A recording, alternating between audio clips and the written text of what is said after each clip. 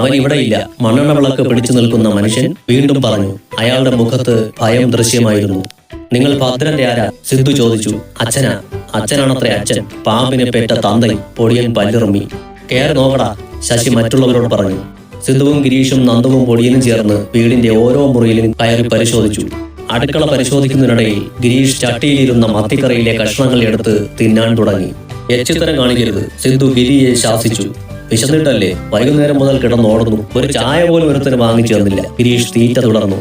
നമ്മുടെ കൂട്ടുകാരന് വേണ്ടിയല്ലേ? നന്ദു ചോദിച്ചു. അത് വയറിനറിയോ? ഗിരീഷ് കണ്ണുമുഴപ്പിച്ചു. ഒരു വീട്ടിൽ കയറി. ഇത് പെരിയ തപ്പഗിരി, ഇത് പെരിയ കൊള്ളൈ. പൊടിയൻ ഗിരിയെ ഓർമ്മിപ്പിച്ചു. പോടാ നിന്റെ തമിഴും കൊണ്ട്. കൊള്ള പോലും. ഇത് സ്വർണ്ണമല്ല, മത്തിയാണ്. ഗിരീഷ് മീൻചട്ടി വഴിച്ചു നക്കിയിട്ട് ഒരു ഏമ്പക്കം വിട്ടു. പൊടിയൻ രജനീകാന്തിന്റെയും സത്യരാജിന്റെയും ആരാധകനാണ്. അതുകൊണ്ട് സംസാരത്തിനിടയിൽ തമിഴ് ഡയലോഗുകൾ പറയും. പൊടിയന്റെ ആ സ്വഭാവം ഗിരീഷിന് ഇഷ്ടമേ അല്ല. അവർ ആ വീട് അരിച്ചു പെറുക്കിയിട്ടും ഭദ്രന്റെ പൊടി പോലും കിട്ടിയില്ല. മുൻവശത്തേക്ക് വന്ന സിദ്ധു ശശിമേശിയോട് പറഞ്ഞു, അവൻ ഇവിടെ ഇല്ല. പക്ഷെ ഞാൻ അവന് ഒരു 8ന്റെ പണി കൊടുത്തിട്ടുണ്ട്. ചെറി തുടച്ചുകൊണ്ട് ഗിരീഷ് പറഞ്ഞു. അവൻ തിന്നാൻ വച്ചിരുന്ന മത്തിക്കറി ഞാൻ എടുത്തു കളഞ്ഞു. കളഞ്ഞെന്നോ? സിദ്ധു അമ്പരന്നു. ആ, വയറ്റിലേക്ക്. സിദ്ധുവേട്ടനൊന്നും മിണ്ടാതിരി. ഒരു കാര്യം പറയാൻ തുടങ്ങുമ്പോ ഗിരീഷിന് ദേഷ്യം വന്നു. അവൻ തുടർന്നു. നമ്മളെ കണ്ട് ഇവിടെ നിന്നിറങ്ങി ഓടിയ ഭദ്രൻ തിരികെ വരുമ്പോ ചട്ടിയിൽ മത്തിക്കറിയില്ല. അവൻ തകർന്നു പോകും. ആ വിഷമത്തിൽ അവൻ ആത്മഹത്യ ചെയ്തോളും. നമുക്കിനി അവനെ കൊല്ലേണ്ടി വരില്ല. ഗിരീഷ് വിജയഭാവത്തിൽ ചിരിച്ചു. നിങ്ങൾ വന്നപ്പോൾ അവൻ ഇറങ്ങി ഓടിയിട്ടില്ല. ഭദ്രന്റെ അച്ഛൻ ഇടയ്ക്ക് കയറി പറഞ്ഞു. അപ്പോൾ അവൻ ഇവിടെ ഉണ്ടോ? എവിടാ മൂപ്പിലെ അവനെ ഒളിപ്പിച്ചു വെച്ചിരിക്കുന്നത്? ഇറക്കി വിടവനെ. അതുവരെ ഉണ്ടായിരുന്ന ഷാജഹാൻ വയലിലായി അയാളുടെ കഴുത്തിന് പിടിച്ചു. ഭദ്രന്റെ അച്ഛൻ എന്തോ പറയാൻ ശ്രമിച്ചു. സിദ്ധു ബലം പ്രയോഗിച്ച് ഷാജഹാനെ പിടിച്ചു മാറ്റി. സിദ്ധു പറഞ്ഞു, നീ അടങ്ങി നിൽക്ക്, അയാൾ പറയട്ടെ. അവൻ 3-4 ദിവസം മുമ്പ് ഇവിടുന്ന് പോയതാ. കൂടെ 3-4 കൂട്ടുകാരുണ്ടായിരുന്നു. ഭദ്രന്റെ അച്ഛൻ പറഞ്ഞു. സത്യമാണോ താനീ പറയുന്നത്? ശശിമേശ്വരി ചോദിച്ചു. സത്യമാണ്. ആ സമയം അവിടേക്ക് അശോകനും ആനന്ദനും വന്നു. അവർ അയൽ വീട്ടുകാരെ വിളിച്ചുണർത്തി വിസ്തരിക്കാൻ പോയതായിരുന്നു. ഇയാൾ പറയുന്നത് സത്യമാ? അശോകൻ പറഞ്ഞു. ഞാൻ അയൽവക്കക്കാരോടൊക്കെ ചോദിച്ചു. അവൻ 3-4 ദിവസമായി ഇവിടുന്ന് പോയിട്ട്. അവൻ എങ്ങോട്ടാ പോയത്? ശശി ഭദ്രന്റെ അച്ഛനോട് ചോദിച്ചു. അറിയില്ല, എന്നോട് അവൻ ഒന്നും പറയാറില്ല. ഒന്ന് മൂളിയിട്ട് ശശിമേശ്വരി വീടിന്റെ പടികൾ ഇറങ്ങി. പെട്ടെന്ന് എന്തോ ആലോചിച്ച് അയാൾ നിന്നു. പതിയെ ശശി തിരിഞ്ഞ് പടികൾ കയറി ഭദ്രന്റെ അച്ഛന്റെ അരികിലെത്തി. എന്നിട്ട് കൈവീശി ഭദ്രന്റെ അച്ഛന്റെ കവിളിൽ ആഞ്ഞടിച്ചു. എന്നിട്ട് പറഞ്ഞു, ഇത് മോനെ മര്യാദയ്ക്ക് വളർത്താത്തതിന്. തെറി വിളിക്കാനും തല്ലാനുമുള്ള ഒരവസരവും ശശിമേശ്വരി പാഴാക്കാറില്ല. അടിയേറ്റ ഞെട്ടലിൽ ഭദ്രന്റെ അച്ഛന്റെ കയ്യിൽ നിന്ന് ചിമ്മിനി വിളക്ക് താഴെ വീണ് അണഞ്ഞിരുന്നു. അവിടെ മൊത്തം ഇരുട്ട് പരന്നു. ശശിമേശ്വരി തുടർന്നു. ഭദ്രനെ പോലെ ഒരു അസുരനെ ജനിപ്പിച്ച നിനക്ക് ഇരുട്ടാണ് നല്ലത്. അത് പറഞ്ഞ് ശശിമേശ്വരി തിരികെ പടികളിറങ്ങി. അയാൾ തന്റെ ബൈക്കിനടുത്തേക്ക് നടന്നു. പിന്നാലെ മറ്റുള്ളവരും. ഹോസ്പിറ്റലിൽ നിന്ന് കണ്ണൻ വീട്ടിലെത്തിയതിൽ പിന്നെ ദേവൂട്ടി അവന്റെ അടുത്തു നിന്ന് മാറിയിട്ടില്ല. കണ്ണേട്ടൻ എന്ന് പറഞ്ഞാൽ അവൾക്ക് ജീവന്റെ ജീവനായിരുന്നു. കണ്ണനും അതെ. ദേവൂട്ടി എന്ന് പറഞ്ഞാൽ അവൻ ചാകും. അവന്റെ ശുശ്രൂഷയൊക്കെ ഇപ്പോൾ അവളാണ് ഏറ്റെടുത്തിരിക്കുന്നത്. മുതിർന്നവർ ചെയ്യുന്നതിനേക്കാൾ വൃത്തിക്കും ശ്രദ്ധയ്ക്കും അതവൾ ചെയ്യുന്നുണ്ട്. ദേവൂട്ടി ഇപ്പോൾ 9ാം ക്ലാസ് പരീക്ഷ എഴുതി നിൽക്കുകയാണ്. സ്കൂൾ തുറക്കുമ്പോൾ അവൾ SSLC-കാരിയായി. അവൾക്ക് ട്യൂഷൻ എടുക്കുന്നതും സ്കൂളിൽ കൊണ്ടാക്കുന്നതുമൊക്കെ കണ്ണൻ തന്നെയാണ്. സ്കൂളിൽ എന്തെങ്കിലും പ്രശ്നമുണ്ടായാൽ ദേവൂട്ടി ഓടി വന്ന് കണ്ണനോടാണ് പറയാറ്. പിറ്റേന്ന് തന്നെ കണ്ണൻ സ്കൂളിലെത്തിയിരിക്കും. അധ്യാപകരാണ് പ്രതികളെങ്കിൽ അധ്യാപകരെയും, വിദ്യാർത്ഥികളാണ് പ്രതികളെങ്കിൽ വിദ്യാർത്ഥികളെയും കണ്ണൻ വിരട്ടും. അതുകൊണ്ട് ദേവൂട്ടി എന്തെങ്കിലും പറയാൻ സ്കൂളിൽ ആരും ധൈര്യപ്പെടില്ല. സ്കൂളിൽ വച്ച് എന്ത് നടന്നാലും ഒരു ഇല അനങ്ങിയാൽ പോലും അത് അതുപോലെ ചെന്ന് ചേട്ടനോട് പറയുന്ന സ്വഭാവം അവൾക്കുള്ളത് കൊണ്ട് ആൺകുട്ടികൾ അവളിരിക്കുന്ന ഭാഗത്തേക്കൊന്നും നോക്കാറ് പോലുമില്ല. ദേവൂട്ടി എന്ത് കാര്യവും ചേട്ടനോട് തുറന്നു പറയാറുള്ളത് പോലെ കണ്ണനും തന്റെ എല്ലാ കാര്യങ്ങളും ദേവൂട്ടിയോട് പറയാറുണ്ട്. അതുകൊണ്ട് തന്നെ കാത്തുവും കണ്ണനുമായുള്ള ഇഷ്ടത്തെക്കുറിച്ചും അവൾക്കറിയാം. കാത്തുവിനെ അവൾക്ക് വലിയ കാര്യവുമാണ്. ദേവൂട്ടി ഈ കാര്യം മറ്റാരോടും പറയില്ല എന്ന കാര്യത്തിലും കണ്ണന് ഉറപ്പുണ്ട്. മതി, ഇനി എല്ലാവരും പുറത്തു പോ. കണ്ണേട്ടൻ ഇനി ഒന്ന് മയങ്ങിക്കോട്ടെ. ആ മുറിയിൽ കൂടി നിന്നവരോടായി ദേവൂട്ടി പറഞ്ഞു.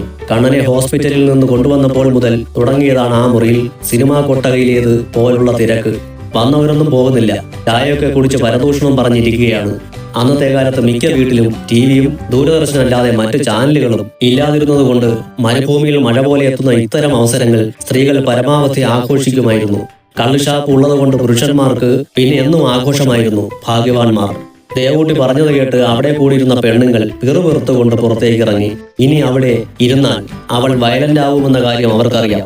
കാഴ്ചക്കാർ പോയപ്പോൾ കണ്ണൻ പറഞ്ഞു, ആശ്വാസമായി. കുത്തുകൊണ്ടപ്പോൾ ഇങ്ങനെ ഒരു അവസ്ഥ വരുമെന്ന് സ്വപ്നേവി പ്രതീക്ഷിച്ചില്ല.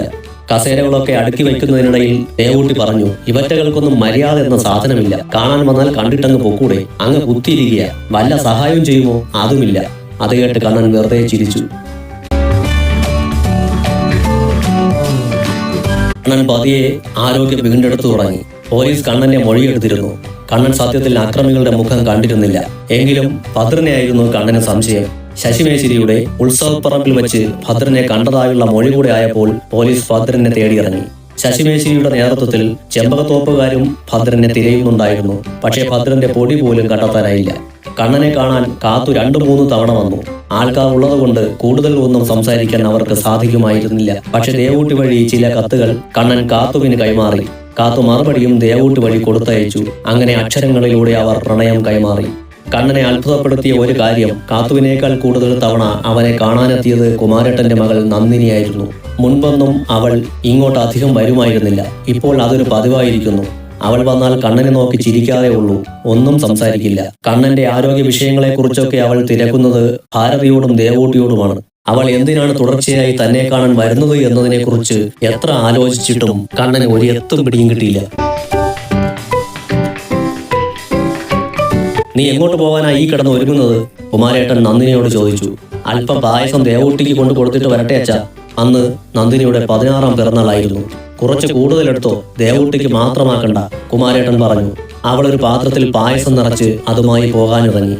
അവിടെ വർത്തമാനം പറഞ്ഞിരിക്കരുത്, വേഗമിങ്ങ് വരണം, കുമാരേട്ടൻ ഓർമ്മിപ്പിച്ചു.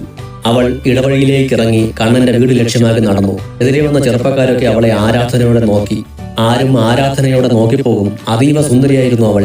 നിലാവിന്റെ നിറമുള്ള അവൾക്ക് അമാവാസി പോലെ കറുത്ത സമൃദ്ധമായ തലമുടിയാണ് ഉണ്ടായിരുന്നത്. പൊരുന്നനെയുള്ള ശരീരവും നേർത്ത ചുണ്ടുകളും നീണ്ട മൂക്കും മയിൽപ്പീലി കണ്ണുകളും അവൾക്ക് വല്ലാത്തൊരു ചാരുത സമ്മാനിച്ചിരുന്നു. പതിയെ സംസാരിക്കുന്ന അവളുടെ ശബ്ദത്തിന് സംഗീതത്തിന്റെ മനോഹാരിത സ്വന്തമായിരുന്നു. അന്യപുരുഷന്മാരുടെ മുഖത്ത് പോലും നോക്കാത്ത നാണക്കാരിയായിരുന്നു അവൾ. പക്ഷേ പ്രായം 16ആണല്ലോ. മനസ്സും മിഴികളും ഇഷ്ടമുള്ള ഒരാളിനെ തിരഞ്ഞു നടക്കുന്ന പ്രായം. അവൾ തനിക്കിഷ്ടപ്പെട്ട ആളെ കണ്ടെത്തി കഴിഞ്ഞു എന്നതിന്റെ സൂചനയാണോ പതിവായി കണ്ണന്റെ വീട്ടിലേക്കുള്ള ഈ യാത്രകൾ? മംഗമാരുടെ മനം ആര് കണ്ടു? വേണുസാറിന്റെ സരസ്വതി കോളേജിലാണ് നന്ദിനി പാരലൽ ആയി പ്രീ ഡിഗ്രി പഠിക്കുന്നത്. ഇനി 2ാം വർഷം. നന്ദിനി നന്നായി പഠിക്കും. 10ാം ക്ലാസ്സിൽ നല്ല മാർക്കുണ്ടായിരുന്നിട്ടും നഗരത്തിലെ കോളേജിൽ പോയി പഠിക്കാൻ അവൾ താല്പര്യം കാണിച്ചില്ല. വലിയ ആൾക്കൂട്ടം നിറഞ്ഞ നഗരത്തെ അവൾക്ക് ഭയമായിരുന്നു. അതുകൊണ്ടാണ് അവൾ നാട്ടിലെ പാരലൽ കോളേജിലേക്ക് ഒതുങ്ങിയത്. നന്ദിനി കണ്ണന്റെ വീട്ടിലേക്ക് ചെന്ന് കയറിയപ്പോൾ രാഘവനും ഭാരതിയും വരാന്തയിൽ ഇരിക്കുകയായിരുന്നു. നന്ദിനിയെ കണ്ടപ്പോൾ ഇരുവർക്കും സന്തോഷമായി. എന്തുകൊണ്ടോ എന്തോ അവർക്ക് നന്ദിനിയെ വലിയ ഇഷ്ടമായിരുന്നു. ഭാരതി എപ്പോഴും പറയും, ഇതുപോലെ അടക്കവും ഒതുക്കമുള്ള ഒരു കുട്ടി ഈ നാട്ടിലില്ല. ഉറക്കെ സംസാരിക്കുകയോ ഉറക്കെ ചിരിക്കുകയോ ചെയ്യാറില്ല. എന്താ മോളെ പാത്രത്തില്? രാഘവൻ ചോദിച്ചു. കുറച്ച് പായസം. ഇന്നെന്താ വിശേഷം? പായസമൊക്കെ വയ്ക്കാൻ? ഭാരതി അവളുടെ കയ്യിൽ നിന്ന് പാത്രം വാങ്ങുന്നതിനിടയിൽ ചോദിച്ചു. ഇന്നെന്റെ പിറന്നാളാ. അടപ്പായസമാണോ? പായസം എന്ന വാക്ക് കേട്ടതും ദേവൂട്ടി അകത്തു നിന്നും ഓടി വന്നു. അതെ, നന്ദിനി ചിരിച്ചു. ദേവൂട്ടി ഭാരതിയുടെ കയ്യിൽ നിന്നും പായസപാത്രം വാങ്ങി. എന്നിട്ട് നന്ദിനിയോട് പറഞ്ഞു, വാ അകത്തേക്ക് പോകാം. അവർ രണ്ടുപേരും അകത്തേക്ക് കയറിപ്പോകുന്നത് കണ്ട് രാഘവനും ഭാരതിയും പരസ്പരം നോക്കി ഒന്ന് പുഞ്ചിരിച്ചു. അവരുടെ മനസ്സിൽ ചില ആഗ്രഹങ്ങൾ തളിരിടുകയായിരുന്നു. അടുക്കളയിലേക്ക് പോകുന്നതിനിടയിൽ നന്ദിനിയും ദേവൂട്ടിയും കണ്ണന്റെ റൂമിനടുത്ത് ഒന്നു നിന്നു. ദേവൂട്ടി ചോദിച്ചു, കണ്ണേട്ടൻ അടപ്പായസം വേണോ? ശബ്ദം കേട്ട കണ്ണൻ ആദ്യം കണ്ടത് തന്നെ നിർനിമേഷം നോക്കി നിൽക്കുന്ന നന്ദിനിയാണ്. കണ്ണുകൾ ഇടഞ്ഞതും അവൾ പെട്ടെന്ന് തലകുമ്പിട്ട് കളഞ്ഞു. ഇന്ന് നന്ദിനി ചേച്ചിയുടെ 16ാം പിറന്നാളാ, ദേവൂട്ടി പറഞ്ഞു. നന്ദിനി ചേച്ചി ഉണ്ടാക്കിയ പായസമാ, വേണ്ടേ? പിന്നീടാകട്ടെ, കണ്ണൻ പറഞ്ഞു. അവർ പോയപ്പോൾ കണ്ണന്റെ മനസ്സിൽ ഒരസ്വസ്ഥത പടർന്നു. നന്ദിനിയുടെ നിർനിമേഷമുള്ള നോട്ടവും കണ്ണുകളിലെ ആ തിളക്കവും. ദൈവമേ, ഈ കുട്ടിയുടെ മനസ്സിൽ എന്താണ്?